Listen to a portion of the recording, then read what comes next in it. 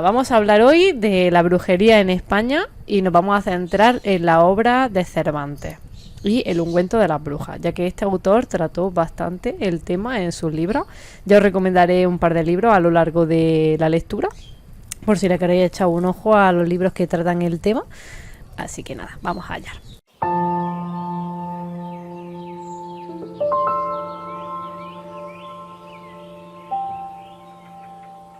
Los textos cervantinos son una fuente de información muy importante para la sociedad española, porque es un autor que investigó mucho acerca del tema, era un gran estudioso y le gustaba y le fascinaba mucho tanto el tema de las plantas como el tema de la brujería, del misticismo, de la historia.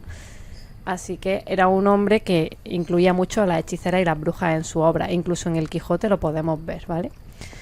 Bueno, hoy vamos a hablar de los agentes psicotrópicos y alucinógenos principalmente usados en el ámbito de la brujería durante el Siglo de Oro, es decir, los ungüentos de las brujas y los filtros de amor. Estos olvidados que solemos dejar un poquito de lado porque el ungüento de la bruja está cogiendo cada vez más terreno y los filtros de amor están como ya más en las novelas, pero en aquella época, en la España del siglo XVI, era todavía una realidad muy utilizada por la gente de a pie. El estudio se basará en dos novelas de Cervantes: El licenciado Vidriera, que trata los temas de hechicería y los filtros de amor principalmente, y El coloquio de los perros, donde veremos tanto la brujería como el ungüento de las brujas. Os digo los nombres de las obras por si ya os digo, si os interesa buscarlas o leerlas. Son interesantes, son en el modo de español de Cervantes, pero son fácilmente leíbles y son muy entretenidas. En su obra, Cervantes nombra algunos agentes como el beleño, la verbena y el opio. Aunque el opio lo iba pasando un poquito de puntillas, como iremos viendo. El resto de ingredientes del ungüento de las brujas y demás preparados no lo identifica Cervantes en su obra, aunque sí describe la sintomatología que representan, lo que causan, o sea, los síntomas que causaban a la gente que tomaban el ungüento. Los principales sospechosos, como ya os habréis imaginado, la mayoría son las solanáceas, como el estramonio, la datura, la mandrágora, que por aquí tengo, a ver... también el beleño, que os lo pongo por aquí. Y la verbena, una planta tan común en nuestros campos, también era muy utilizada. Y en la novela del licenciado Vidriera aparecen las dos, tanto el beleño y el solanum nigrum, ¿vale? El solano negro. Aparecen en la obra del coloquio de los perros. Se ha realizado un estudio comparativo de las distintas obras de Cervantes y de los efectos descritos en las obras de este, y las propiedades medicinales y alucinógenas de las plantas según el Dioscórides. Como iremos viendo, era un libro que Cervantes utilizaba mucho como investigación.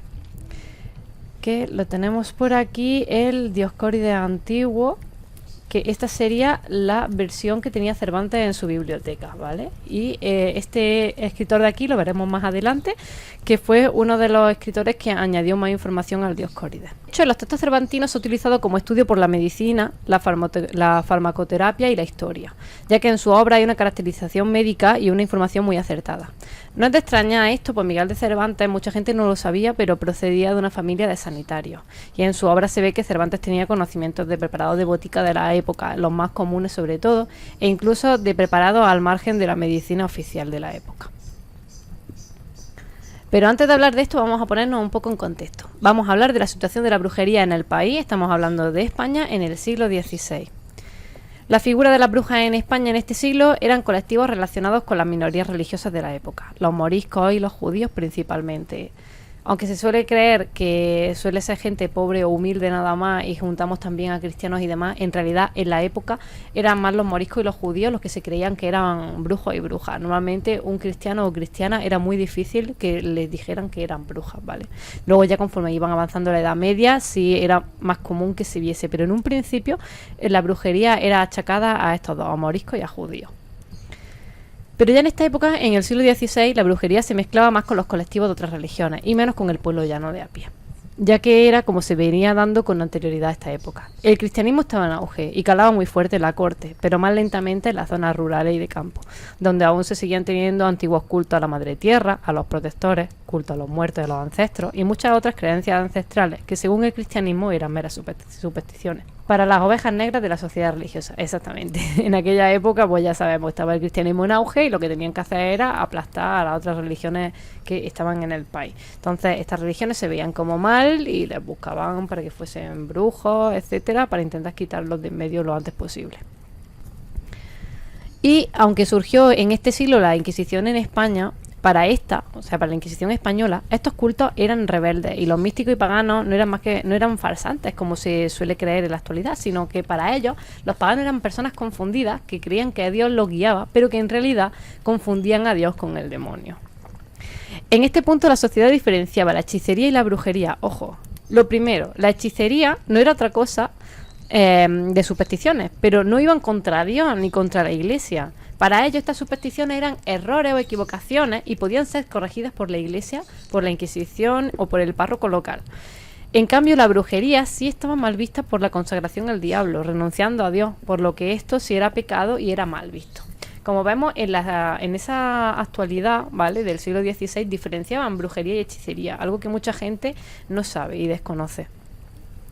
Por lo tanto, un punto a tener en cuenta es que la hechicería, hablando del país de España, por supuesto, en otros países era diferente, la brujería era un error a los ojos de la Iglesia, que lo consideraba una pseudo-religión errónea.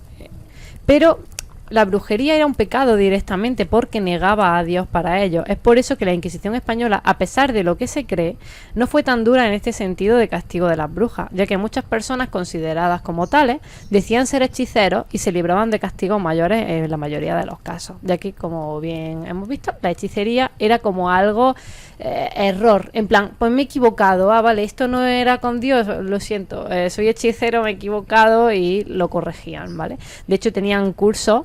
Hay documentos de gente que decían ser hechiceros en mitad de los juicios y se le asignaba el párroco local del pueblo y tenían que hacer como una especie de curso a lo largo de unos meses en los que tenían que trabajar en la iglesia, estar con el párroco para aprender lo que era lo correcto y dejar lo incorrecto, o sea, la hechicería a un lado. En este siglo, de hecho, muchas creencias antiguas coexistían con el cristianismo y se mimetizaban de tal forma que incluso los clérigos las festejaban. Y es por eso que mucho de ello se mezcló, se reformó y se integró con las fiestas cristianas. Entonces, venga, tenemos una sociedad dividida en dos respecto al tema de la magia. Las brujas realizaban entonces rituales y pactos satánicos, y según las creencias de la época, solían ser cristianos del medio rural y normalmente del norte del país, donde más archivos tenemos en Galicia, en el País Vasco y en Navarra. Y las hechiceras, normalmente mujeres, de origen morisco o judío, ojo a la puntualización, se dedicaban a elaborar remedios y curas, o sea, eran curanderas, y también realizaban filtros de amor, y ejercían en zonas urbanas más meridionales, del centro de la península para abajo, o sea, toda la zona de Al-Ándalus. Sin embargo, como dato curioso, ¿vale?, fue más perseguida la hechicería que la brujería en nuestro país. De hecho, estaba más en auge lo primero que lo segundo, a pesar de lo que se cree en la actualidad. La hechicería era herejía contra la Iglesia, y recordemos que la Inquisición española, que fue puesta por los reyes católicos, lo que buscaba era luchar contra el hereje. Querían echar a todo lo que fuese herejía contra el cristianismo. Por lo tanto, la hechicería en este aspecto se persiguió mucho más que la brujería. La brujería pasaba mucho más desapercibida. Qué susto y qué guay. Bueno, historia de nuestro país. En realidad no es nada malo. Conforme te vas metiendo en estas cosas vas viendo más cosillas. Vale, dándose la Inquisición española la mayor persecución de herejes en la historia de Europa, ¿vale? En Europa, los que más persiguieron a la hechicería fue la Inquisición española, quitando lo que la gente suele creer, porque suele creer que normalmente la Inquisición perseguía la brujería y tal, y como vemos, la hechicería, como era algo como equivocación, error, es que no lo sé, no era tratado tan duramente como la gente en realidad cree. Vale, recordemos que la Inquisición española, como hemos dicho antes, fue fundada por los Reyes Católicos. Se fundó el 1 de noviembre de 1478. Y España quería perseguir y castigar al hereje. Lo que querían era echar a cuantos menos cristianos posibles del país. Y quien no era cristiano y lo echaban, también les daban la oportunidad de volverse al cristianismo. Igual que los hechiceros podían decir, me he equivocado, y aprender con el párroco de su zona y volverse un cristiano más puro, ¿no? Ya que los herejes al final eran enemigos políticos de la corona. Y por aquí vamos a poner, para que veáis la Inquisición, el sello inquisitorial español, es ese de ahí. Además, los curanderos y las curanderas en España trajeron de cabeza la Inquisición durante los primeros años. No era fácil decir si su práctica era herética o no. De hecho, hubo un debate que nunca se solucionó durante la Inquisición. Esto era debido a que la brujería europea era una construcción tardía para un país tan cristianizado como era España. Era un país que fue cristianizado a partir del paganismo romano y además teníamos influencias teológicas y divinatorias de los musulmanes, de los judíos, de los visigodos y de los demás siglos. Desde el siglo V al siglo VII España había sido un país con muchísima influencia teológica y del paganismo. Entonces zonas rurales que teníamos, bueno, y tenemos todavía, tenían unas raíces esotéricas muy fuertes y muy arraigadas por su zona. Y por lo tanto, las cosas externas, la brujería externa de Francia y demás, no influyeron tanto en la península ibérica. De hecho, la brujería de Francia y Portugal es totalmente diferente a la brujería tradicional española. Quitando la zona del norte, como hemos mencionado antes, la zona de Galicia, Asturias y tal, que sí trajeron gente ascendente de otras partes, pero el resto de la península ibérica tenían tan fuertemente arraigadas las raíces del paganismo que venía de antiguamente, que no cogían cosas nuevas de fuera, sino que ellos ya tenían arraigadas sus costumbres y sus tradiciones de aquí. ¿Para qué iban a coger tradiciones de fuera si teníamos tanta historia adentro, no? Y la gente, pues claro, no sabía leer, no sabía escribir. Normalmente te sueles quedar más con la práctica que ya venía de tu territorio. Además, la astrología, de hecho, era una asignatura formal en las universidades en aquella época. Y la alquimia también fue una práctica académica muy integrada en la Iglesia Católica, A quien podemos nombrar como alquimista, que a mí me dejó muy sorprendida hace unos años cuando empecé todo este estudio, es a Alfonso Carrillo de Acuña, que aquí tenéis este cuadro de este buen señor, quien convirtió el Palacio Arzobispal de Alcalá de Henares en un laboratorio de alquimia. Y además fue una figura muy cercana a Isabel y Fernando, los reyes católicos. De hecho, Isabel llegó al trono gracias en parte al trabajo de este hombre. Aunque era supuestamente perseguida este tipo de prácticas, la propia corona e incluso la Iglesia en España mostraban interés por estos temas, incluso por estas prácticas. A ver, la propia corona, llevaba arbitrariedad con la Inquisición en España. Ellos, recordemos que buscaban perseguir al hereje, la herejía. O sea, que a ellos les daba igual brujería, superstición, tal. Ellos querían eliminar al hereje.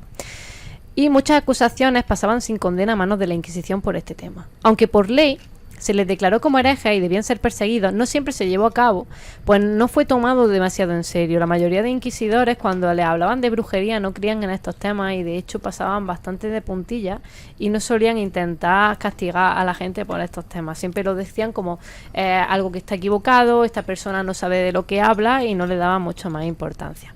Herejes sí somos, desde luego. Aún así, hubo inquisidores que eran partidarios de perseguir a la hechicería y la brujería y de equiparar a ambos temas, porque recordemos que la hechicería estaba más perseguido que la brujería, pero estaba un poquito más aceptado. De tal modo que ellos querían que esta diferencia desapareciera y se rompiera, ¿vale? Y se persiguiera a ambos por igual y fuesen perseguidos de esta forma. Estos inquisidores recibieron un fuerte apoyo del Vaticano, ya que recordemos que la Iglesia en España en ese momento estaba más un poco con la política de la época y con los reyes y los fuertes cambios que teníamos y luchas que teníamos por la corona en aquel momento. Entonces no estaban tan atentos a lo que quería el Vaticano. Cuando salieron estos inquisidores, el Vaticano les dio un fuerte apoyo. De hecho, en 1585, el Papa Sixto XV promulgó una bula que tachaba de herético todo lo que tuviese que ver con la adivinación, los encantamientos, las supersticiones, la hechicería, la astrología y la alquimia. Pero recordemos que incluso la alquimia y la astrología eran asignaturas en la universidad y gente de la parroquia y de la iglesia propia, altos cargos de la iglesia de España en esta época, practicaban esto. Entonces la Suprema española impidió que esta bula se difundiese por España, debido a que las confusiones que incluso estaban dentro de la iglesia continuaran.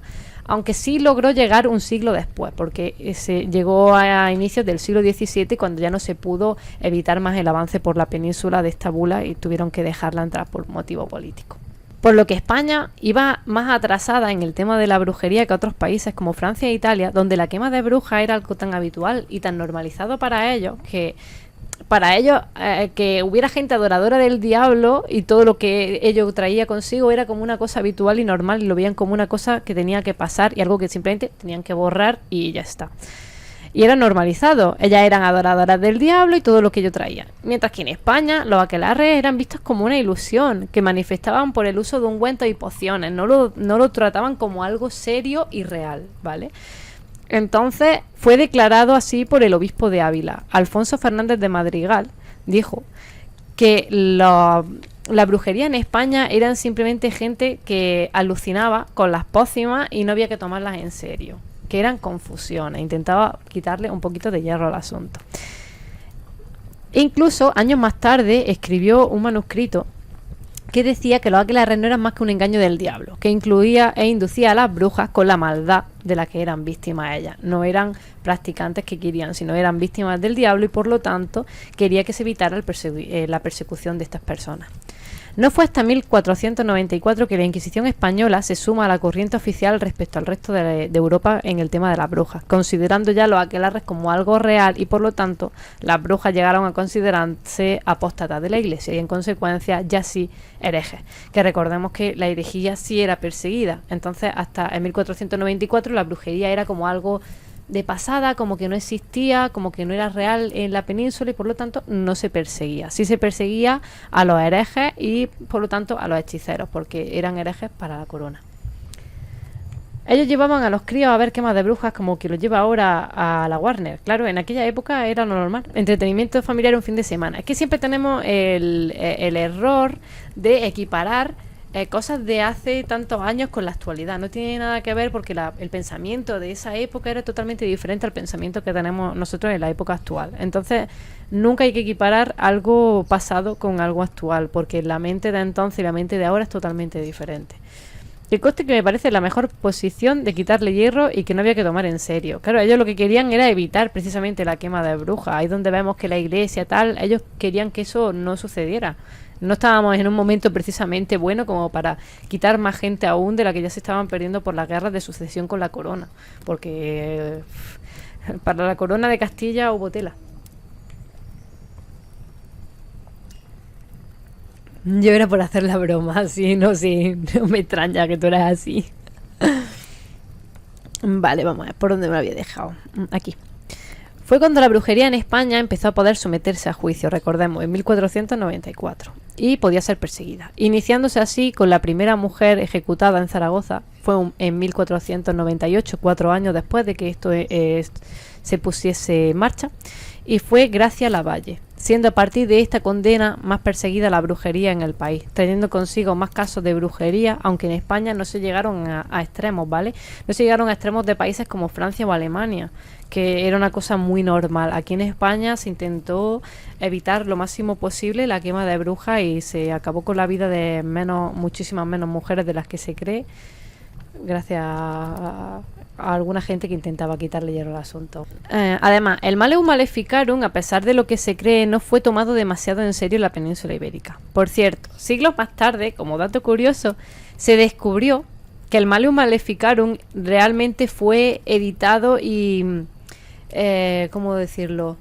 Se fue haciendo reproducciones ilegalmente, ya que el autor de Malleus Maleficarum, cuando lo entregó, había una imprenta en la época que tenían que dar el visto bueno a los libros que salían, ¿vale? Y en este momento, cuando ellos presentaron el Malleus Maleficarum, las imprentas lo dieron como algo nulo y algo que no debía pasarse, y de hecho no lo imprimieron, sino que este hombre estaba obsesionado y consiguió hacer por su propia cuenta, teniendo bastante dinero, invirtió en hacer bastantes libros y empezar a pasarlos, pero en realidad luego en el siglo XIX se descubrió que esto había sido ilegal, que en aquel entonces el libro como tal no se aceptó, pero claro, ya cuando empezó a llegar el libro, la gente al no saberlo, pues lo dieron como algo bueno. En aquella época, cuando un libro te llegaba de imprenta, era tomado al pie de la letra, se había pasado todos los límites que tenían, había pasado todos los filtros y había podido ser impreso y mandado por el país. Eso era señal de que era un libro bueno y que tenían que tenerlo en cuenta. Sin embargo, para que veáis cosas de la vida, en realidad fue cosa de un loco que consiguió hacer lo que él quería, pero el libro en realidad no fue aceptado por la época, ¿vale? La falsificación, exactamente, fue una falsificación de hecho. Exactamente, falsificaron el libro y falsificaron la documentación para poder sacar el libro, sí. Luego se descubrió más adelante, siglos más tarde, casi en nuestra actualidad, hace un par de siglos, que estaba todo, era una copia, era una falsa, no era real.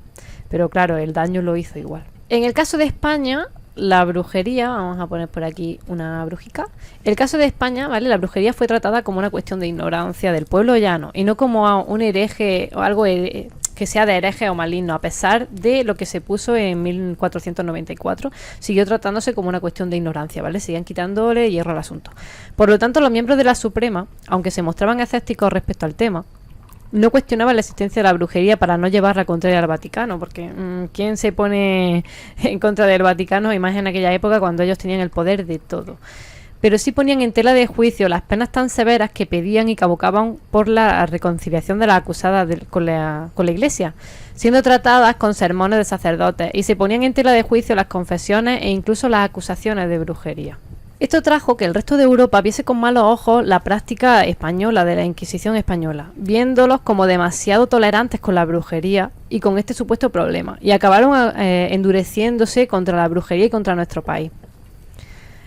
Fue en 1610 cuando se empezó a realizar la primera quema de brujas en España, que fue en Navarra y en el País Vasco. Ojo, hemos avanzado 200 años. En esos 200 años España siguió intentando que no consiguieran avanzar con el tema de la brujería y la quema de brujas. Fue en 1610 cuando se realizó la primera quema de brujas en España, que fue en Navarra y en el País Vasco, por Pierre de Lancey, que era un sanguinario inquisidor que vino desde Francia. Viajó al País Vasco y defendía que la Iglesia estaba cometiendo un gran crimen al no quemar a las brujas, a la Iglesia en España.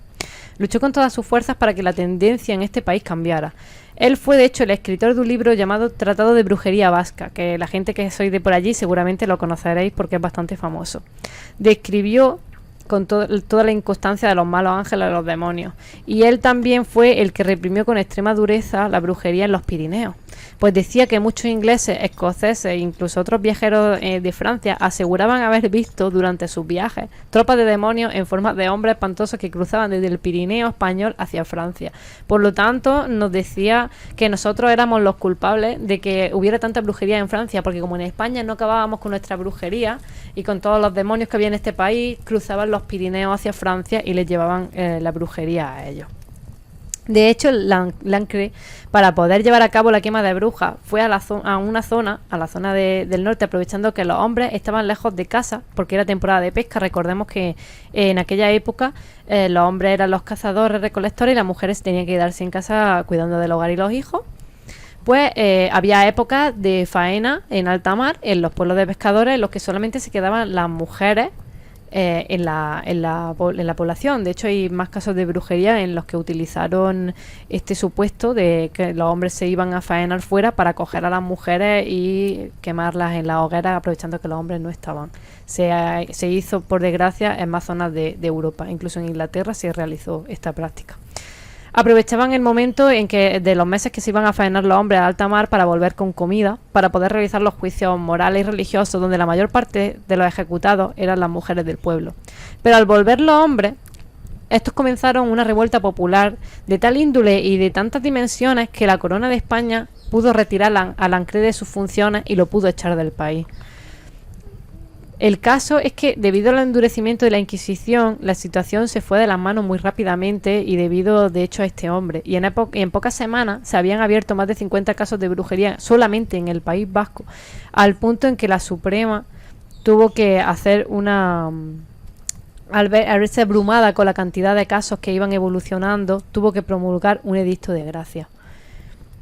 Lo de los pescadores fuera, lo que sale en la peli de Netflix, claro. De hecho, han utilizado esa parte de la historia para la serie. Y en la película, sí.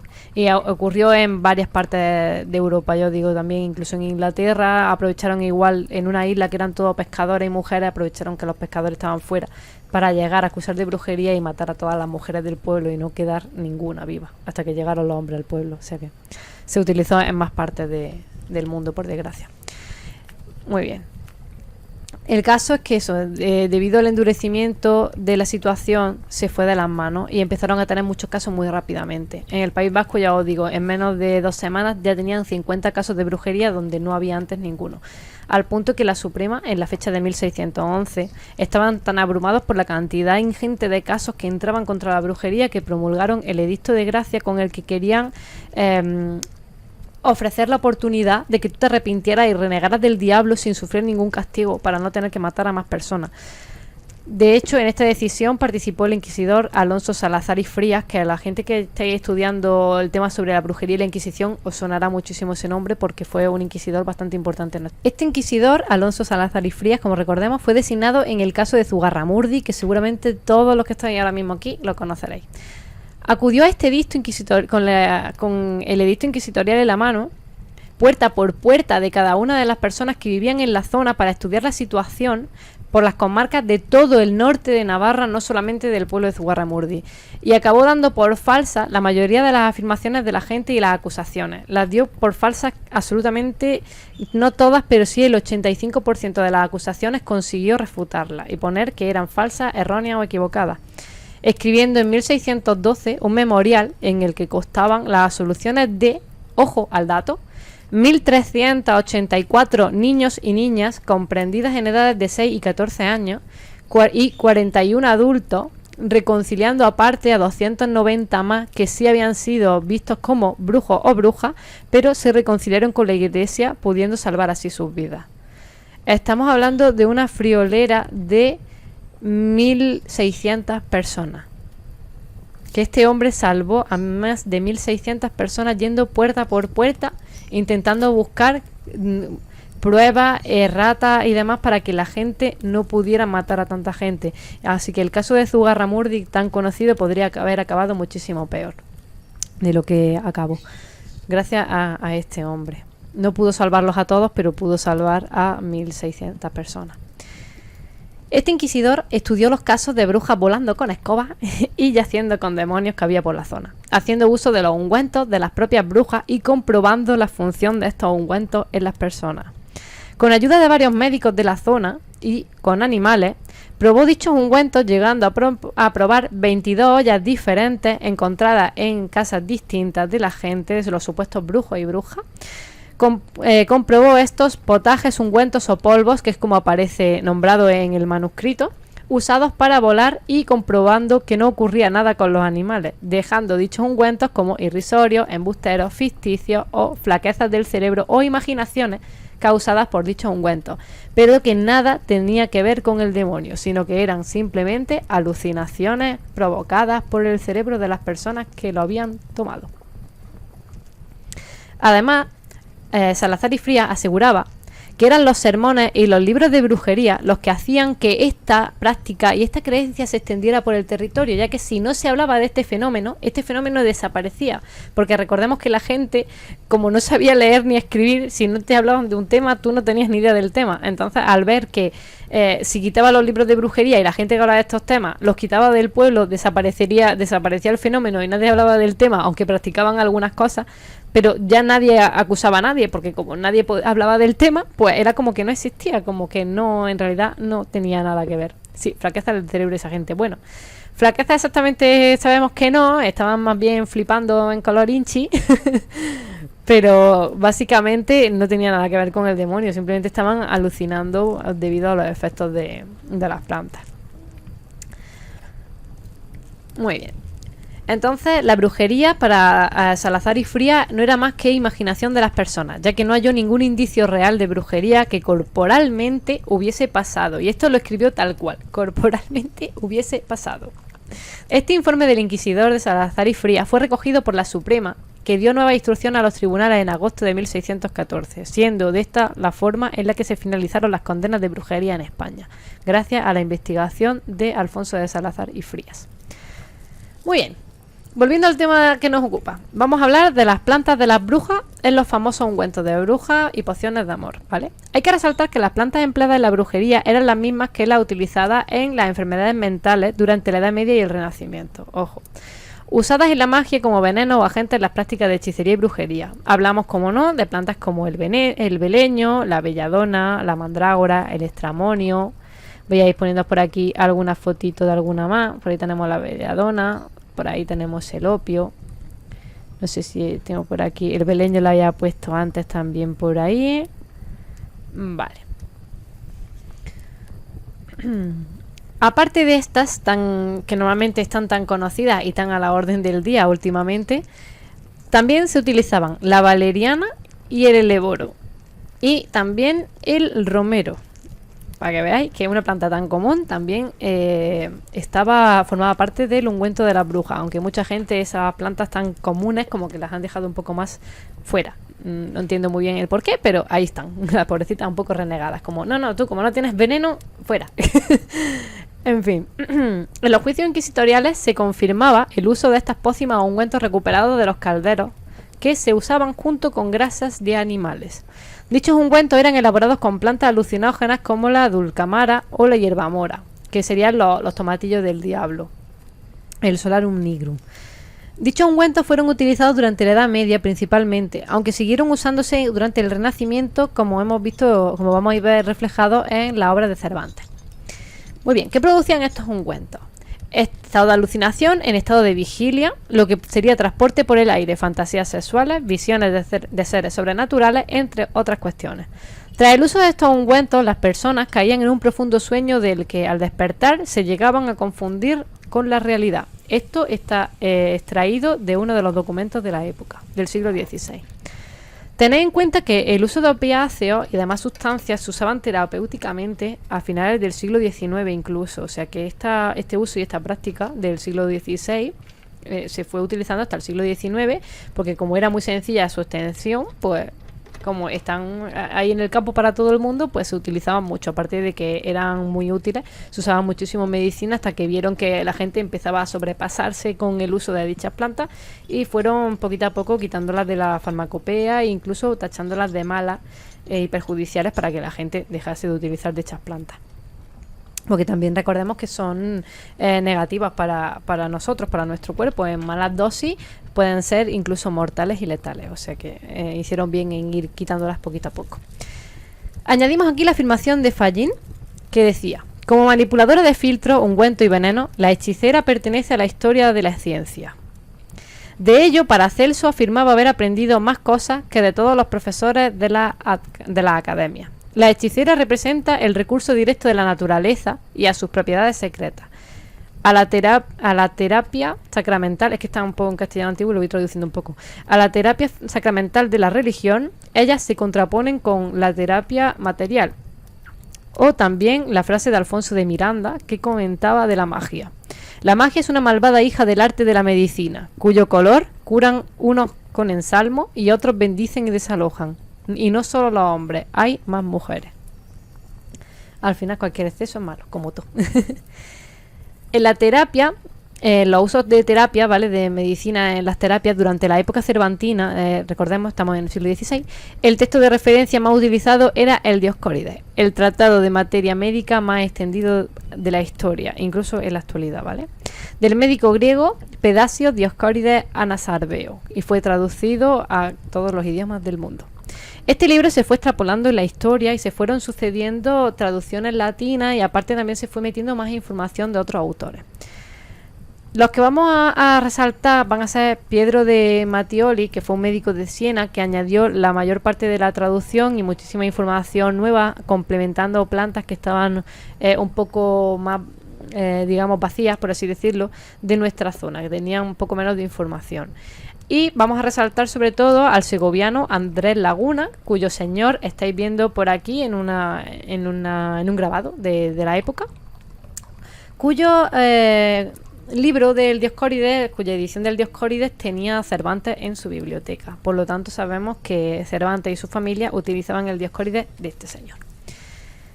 Incorporó un libro extra al Dioscórides ya conocido, ¿vale? Y este tratado extra, o este libro extra, trata de la medicina acerca de la materia medicinal y los venenos mortíferos de la península ibérica, donde describía diferentes agentes tóxicos y venenosos junto a sus antídotos y la forma de administrar dichos venenos y dichos antídotos. De hecho, esto sigue estando en el Dioscórides, no se ha eliminado, pero se ha hecho aparte otro libro en el que está más extendido, ¿vale? En el Dioscórides, digamos, más vendido, esta parte suele resumirse un poquito, quitando tema dosis, tema de cura y demás. Eso lo han reducido un poquito para que la gente no pueda utilizarlo usando este libro, ¿vale? Confirmamos, era una buena teacher. Ay, gracias.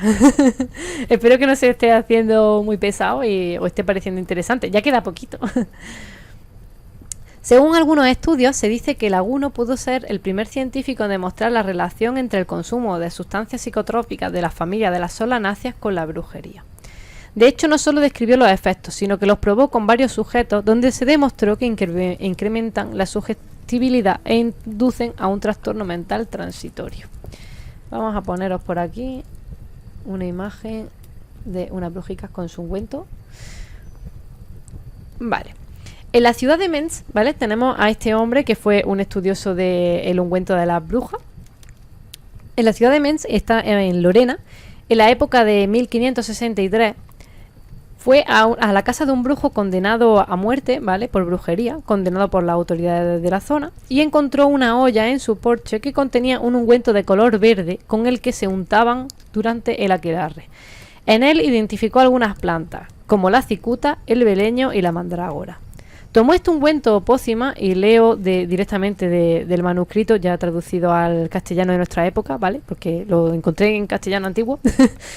Y ensayó con ella, usando como conejillo de India a la mujer del verdugo municipal, la cual le costaba dormir y sufría de ansiedad y nerviosismo debido a los celos que tenía con su marido.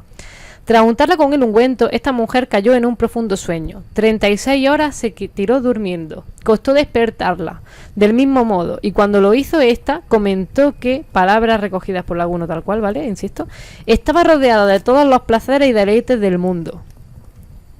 Lo que abrió una nueva perspectiva sobre las brujas, dejando de tratárselas como poseídas por el demonio y se empezaron a considerar como enajenadas o drogadas, que era lo más común. En realidad era lo que pasaba, ¿no? Bueno, estamos en la Europa de entre 1550 y 1650, ¿vale? En estos 100 añitos. Europa era literalmente una hoguera en mitad de una plaza con la quema y las cazas de brujas, ¿vale? Esta época fue la que vivió Cervantes, en el momento en que la Inquisición española no le quedó otra que decir, vale, la brujería es verdad, tenemos que castigar gente. Aunque, insisto, no llegamos a las cifras de Francia, ni Inglaterra, ni nada, ¿vale? Nos quedamos en muy poquitas, menos mal. Este era un apasionado de la magia, ¿vale? Cervantes era un apasionado de la magia y la demonología, así como todo lo que tenía que ver con sus prácticas. Era algo común en esa época, en realidad, el fanatismo y el querer saber por qué a esta gente se la condenaba provocó que mucha gente le gustara mucho este tema. Y podemos leer en sus obras todo tipo de actividades de la brujería. Uso de objetos mágicos, ritos diabólicos, invocaciones del diablo, etc. En su obra, El coloquio de los perros, encontramos prácticas de brujas en una comunidad. La comunidad se llama Camachas y se cree que era una comunidad que había un pueblo al lado del que vivía Cervantes. Aunque el tema de la brujería también lo encontramos en otros episodios de la obra de los trabajos de Persíles y Segismunda, también aparece, donde vemos a una bruja experta en hierba y conjuros, a una hechicera morisca experta en ungüentos para volar y a una hechicera judía experta en la magia del amor. Aunque la figura de la bruja aparece en otras obras suyas. También aparece en El Quijote, aparecen también brujas y aparecen hechiceras. Y en otra obra más que mencionaremos ahora después más adelante. Pero como veis, incluso él habló de una hechicera morisca y una hechicera judía. Como vemos, hechiceros, ¿vale? Acordémonos de que hemos diferenciado hechicería de brujería hace un ratito. Y como vemos también, morisca y judíos. No cristianos, ni gente de pueblo normal. Era gente que tenía religiones de antes tal y que se tenían que convertir al cristianismo para que estuvieran bien en el país. Cervantes, por si no lo sabéis, era un hijo de un cirujano y aparte su hermana, era enfermera y su bisabuelo era también un médico. Entonces él tenía mucho conocimiento en el arte de la medicina gracias a su familia y a la librería y biblioteca que tenía en su casa. Tenía bastante conocimiento en el arte de la medicina y conocimientos que compartió en la obra literaria. Cervantes también tenía, como digo antes, una biblioteca con algunos volúmenes médicos, entre los que se encontraba el Dioscórides que tenemos por aquí. Seguramente creemos, ¿vale? No se sabe a ciencia cierta, pero creemos que debió consultar el Dioscórides en su obra, debido a la similitud de las descripciones que puso él en su obra con las descripciones que hay en el Dioscórides. Debido a la similitud de las descripciones en las propiedades y en los efectos de las plantas medicinales. Además, es la única obra de este carácter que cita Cervantes en todo su trabajo literario. En la bibliografía de Cervantes, el único libro de medicina que aparece es el Dioscórides. ¿Qué diferencia tenían en cuenta entre brujería y hechicería que no me he enterado? Vale, a ver, la hechicería era cualquier persona podía ser hechicero, ¿vale? Simplemente la hechicería era una práctica de que tú te has equivocado. Tú crees que, yo qué sé, encender una vela por los muertos está bien, porque te ha venido arraigado del pasado. Te lo ha enseñado tu abuelo, tu bisabuelo, te viene de tradiciones, folclore que hay en tu país, en tu zona, en la zona de tu país, ¿vale? Entonces, como son tradiciones que vienen de antaño, tú también las coges y las atesoras como tuyas y las sigues practicando. Eres hechicera. Y no ibas en contra de la iglesia, porque tú en realidad no creías que estabas en contra de Dios. Tú estabas trabajando con Dios dentro de tus creencias, de tu zona, lo que te habían enseñado tu familia, insisto. La brujería, en cambio, era trabajar con el demonio sabiendo que tú trabajabas con el demonio. O sea, yo enciendo una vela para llevar a los muertos al demonio, por ejemplo. Entonces voy contra el cristianismo y soy un hereje. Y estoy trabajando con el demonio porque yo quiero trabajar con el demonio. Soy una bruja, soy algo negativo, algo malo, algo oscuro. Sin embargo, la hechicería, pues nosotros seríamos más que brujas, seríamos hechiceras, porque creo que aquí ninguna trabaja con satanismo. Puede que sí trabajemos un poco, yo qué sé, en mi caso brujería verde y adivinación, pero sería más bien una hechicera en la vista de aquella época. Seríamos hechiceras, no brujas. Las brujas eran heréticas con el demonio porque querían ir con el demonio. Las hechiceras simplemente hacían una práctica mágica porque para ellas era algo correcto y era algo bueno, y la iglesia venía a decirte no, estás equivocada, eso es un error que te lo tenemos que enseñar nosotros qué es lo que tienes que hacer. Y cogían y los párrocos del pueblo enseñaban a la gente, aunque incluso los párrocos del pueblo en aquel entonces no todo el mundo sabía leer y escribir, aunque los párrocos solían, la mayoría, leer y escribir, no todos sabían. Y muchos párrocos de pueblos pequeñitos y de aldeas practicaban de hecho también ritos y cosas que le venían de antiguo que no eran cristianos, y ellos mismos se confundían. Por eso también intentaron que la brujería en España no calara tanto como en el resto de Europa, porque nuestro país tenía tantísima tradición pagana anterior al cristianismo. Incluso el cristianismo se fundó, nuestro cristianismo, ¿vale?, el de la península ibérica, se fundó sobre el cristianismo romano. Y el cristianismo romano tenía muchísimos matices paganos. Entonces esos matices paganos los teníamos nosotros, aparte de toda la tradición mora, la tradición judía, las tradiciones que venían de los celtíberos. Todos los pueblos anteriores nos habían dejado tradiciones que habíamos continuado con el tiempo. Y esto era, pues, hechicería, porque era un error, tú estabas equivocado. Sería la diferencia. Espero que se haya entendido bien. Vale. Os voy a hacer una aclaracióncita que veo que se me ha olvidado escribir, o a lo mejor lo aparecerá después, pero lo voy a decir ahora. Cervantes en su obra, por si os leéis El coloquio de los perros, por ejemplo, no aparecen las plantas del ungüento como tal, ¿vale?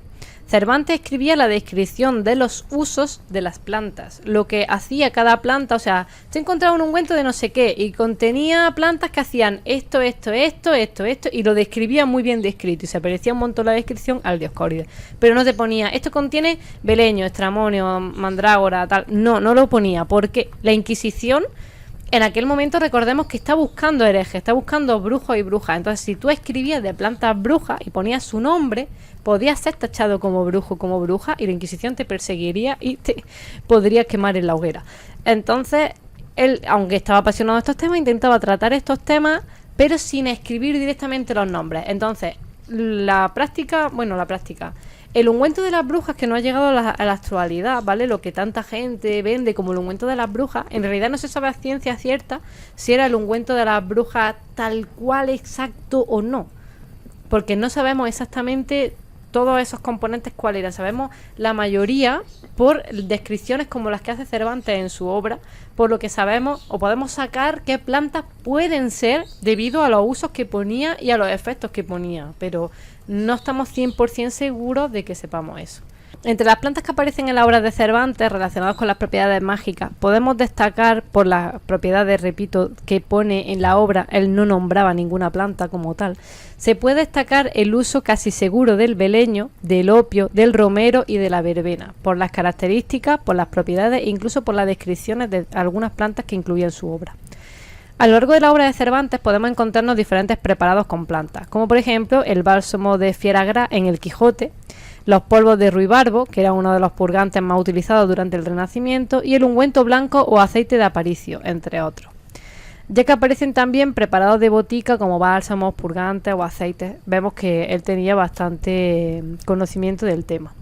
Aunque en las plantas psicotrópicas Cervantes, ya os digo, suele evitar mencionar específicamente la planta, aunque para los conocedores del tema, con la descripción de los usos y las características se pueden ir sacando los componentes, que es lo que se ha ido haciendo para poder ir viendo qué plantas decía tener Cervantes en la época. Como por ejemplo el opio, que se utilizaba muchísimo en la época, pero intentaban hacer como que no. Nunca sabremos si es debido a la ignorancia de Cervantes, aunque no es muy posible porque se ve que él sabía bastante del tema al respecto. O lo más probable es que intentara evitar con esto que la Inquisición mirara demasiado. Pero bueno, hablamos de lo que sí podemos hablar, que es que entre los usos mágicos encontramos el bálsamo de Fieragrá, que estaba elaborado con aceite, vino, sal y romero, obteniendo con ello un compuesto que vamos a mencionar que en la época se usaban bálsamos elaborados con varios compuestos medicinales, que eran siempre, en la inmensa mayoría de los preparados de la época, eran 3 ingredientes vegetales y 1 mineral, siempre. Entonces, si alguna vez queréis mirar bálsamos elaborados antiguamente, siempre tenéis que ver que tiene que cumplir esa característica. Todos tenían 3 ingredientes vegetales y 1 mineral, siempre. Las plantas de carácter mágico, la verbena, por ejemplo, la verbena officinalis, es citada también por Cervantes. Es una planta recolectada, como tantas otras, durante la noche de San Juan, véase como por ejemplo también el sauco o el romero, como ha llegado hasta nuestra época, por las connotaciones mágicas que trae consigo esa noche. La verbena en este caso era muy utilizada como ingrediente en los filtros de amor, aunque también se colgaba en las ventanas o puertas de las casas para limpiarlas, evitar las dificultades o alejar o ahuyentar el mal. El mismo uso que se le daba y se le sigue dando al sauco en la zona norte del país, que como ya hemos dicho antes también se recolectaba en la noche de San Juan buscando las propiedades mágicas de esta noche, que como sabemos tiene también connotaciones paganas la noche de San Juan. También hablaba de otras plantas que, como repito, no nombraba, aunque yo nombre las plantas, él nombraba las características y las cualidades de las plantas, pero no nombraba sus nombres, ¿vale? Pero pues sí describía los usos y las características. Varios estudios de hecho apuntan que el eleboro negro y el acónito eran también plantas que citaba posiblemente Cervantes en sus libros. Aunque también podemos citar la datura, el beleño o la mandrágora, que la vamos viendo por aquí.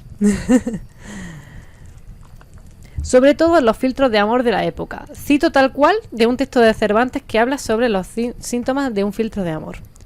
Comió en tan mal punto Tomás el membrillo, que al momento comenzó a herir de pie y de mano como si tuviera el alferecía, que era una enfermedad, ¿vale?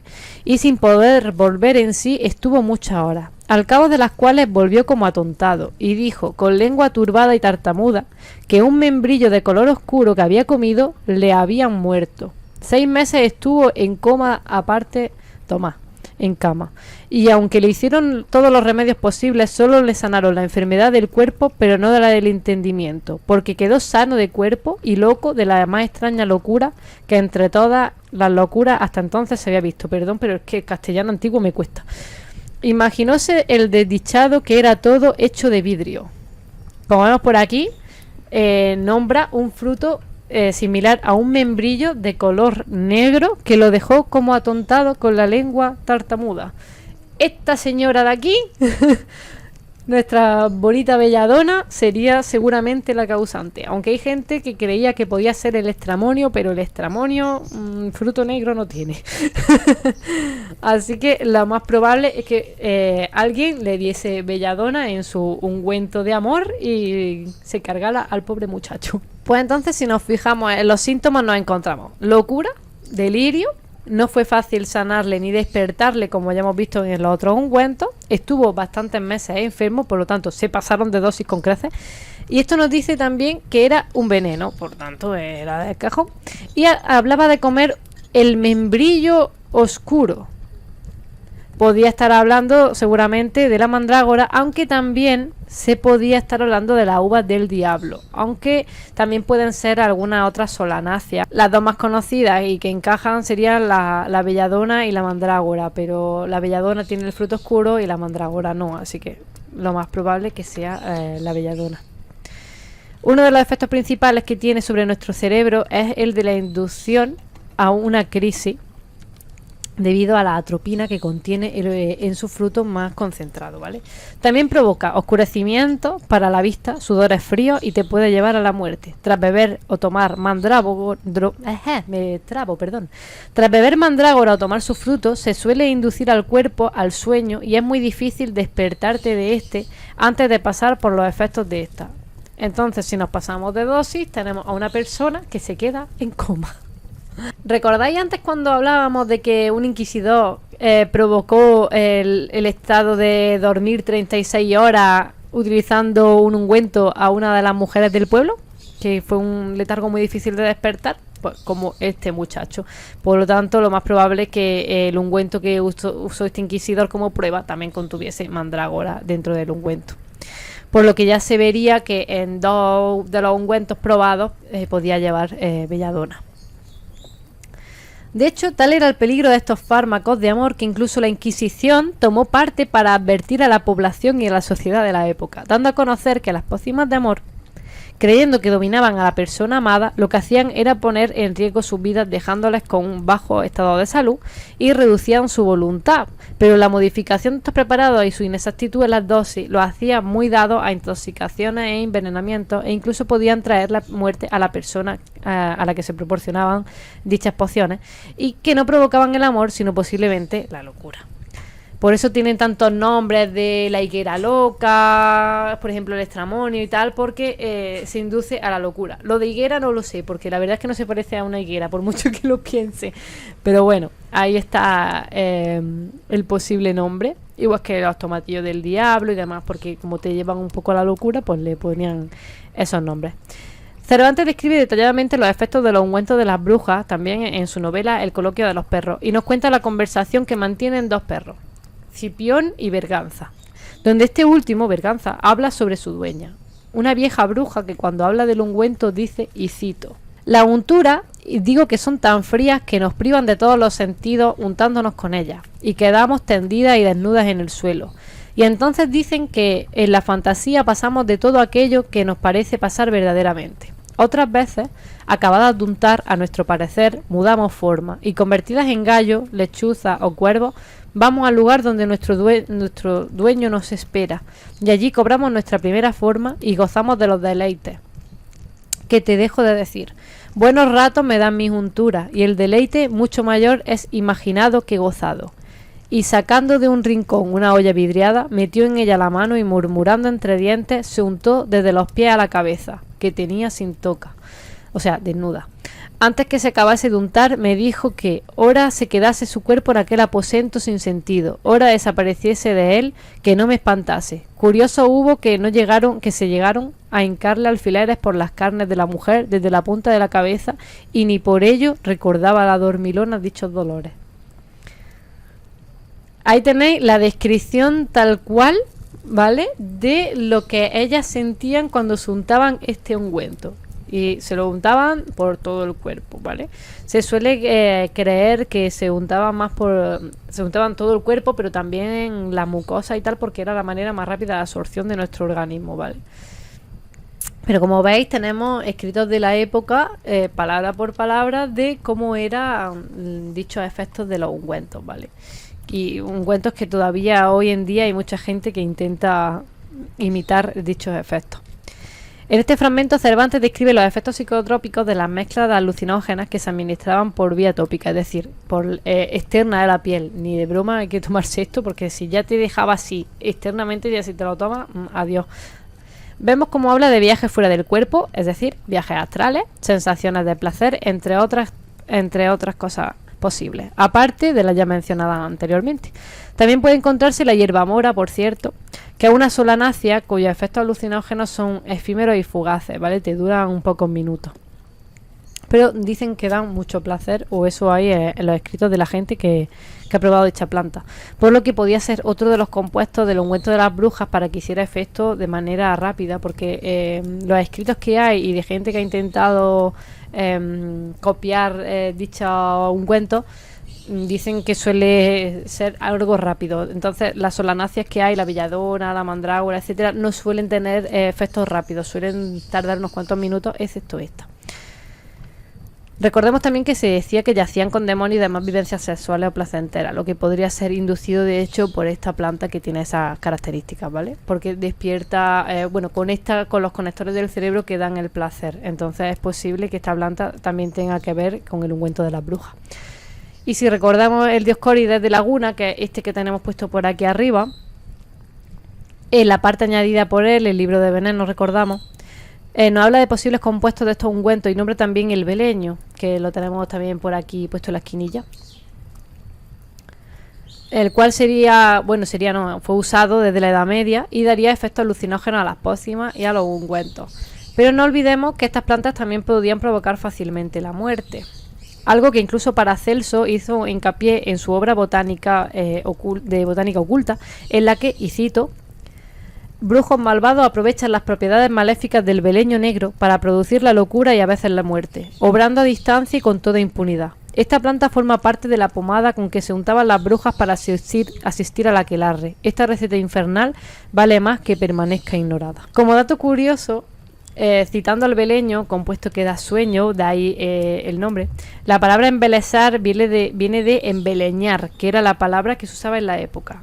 Que eso viene del uso del beleño, muy común en aquella época en medicina y en farmacopea, para elaborar el llamado bálsamo tranquilo para intervenciones quirúrgicas, que no es otra cosa que el aceite de esta planta untado a los enfermos.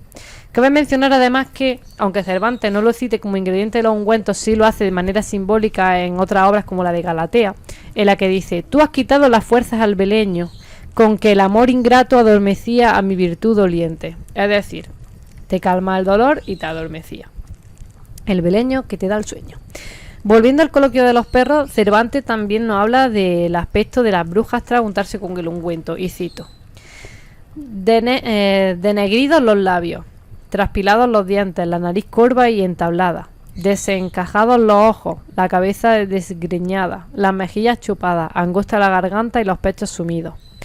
Forma muy similar a la que se utiliza en escritos posteriores para describir los efectos que causa el beleño al ser administrado en dosis altas a una persona, ¿vale? Cervantes también hace crítica al uso de estos ungüentos como causantes de la drogodependencia, con frases como: el deleite mucho mayor es imaginado que gozado, o vicio dificultoso de dejar. La costumbre del vicio se vuelve naturaleza. Por lo que vemos en esta obra, una mujer mayor, marginal y aislada, que utiliza la sustancia para el ungüento de las brujas, sustancias psicotrópicas, buscando que éstas le proporcionen aquello que ella no puede obtener, lo que anhela, lo que no consigue lograr, haciendo también con esto crítica a la sociedad de la época. Como vemos entonces, Cervantes, mediante su obra, nos acerca a posibles ingredientes de estos preparados, así como los usos y la forma de verlo y la época, aunque evita dar datos concretos de la composición de los preparados, y los ingredientes citados han sido extraídos gracias a descripciones dadas por el autor, comparándolas con la información extraída del Dioscórides de Laguna, que es la edición que tenemos aquí arriba, que es la edición que este autor tenía en su biblioteca. Y hasta aquí. Hasta aquí puedo leer. Bueno, pues he tenido una horita. He intentado resumir lo máximo posible para no daros mucha más chapa. Pero una horita os he tenido por aquí tratando el tema de la brujería en España, Cervantes y el ungüento de las brujas. que espero que os haya resultado interesante y lo dicho. Pues un beso guapetona y guapetona y muchas gracias por haber estado ahí un ratico conmigo y de verdad que me alegro de que lo hayáis disfrutado y que os haya parecido interesante. Un besazo. Muchas gracias por veniros.